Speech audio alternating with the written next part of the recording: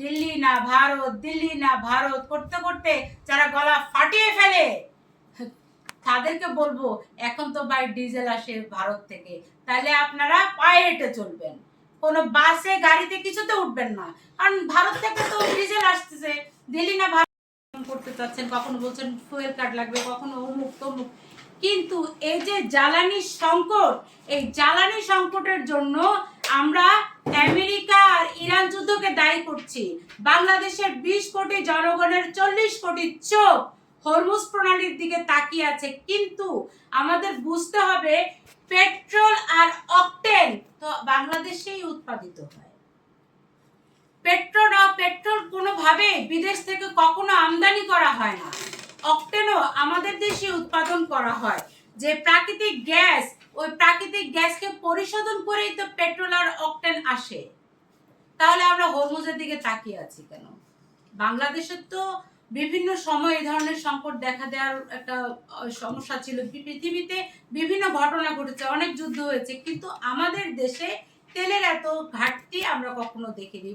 2026 সালে তেলের জন্য যে হাহাকার, আসলে 2024 এবং 25 অর্থ বছরে যে অকটেন 5 লাখ টন চাহিদা, মানে অকটেনের 5 লাখ টন চাহিদার বিপরীতে দেশীয় পর্যাপ্ত পরিমাণে উৎপাদন ছিল না।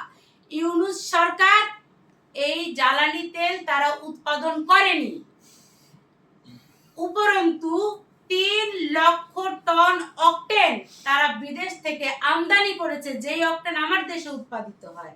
এই যে 2024 এবং 25 অর্থ বছরে জ্বালানি তেল, অকটেন, পেট্রোল উৎপাদন না করার কারণে এই 26 বছরে এসে জ্বালানি তেলের এত সংকট দেখা দিয়েছে।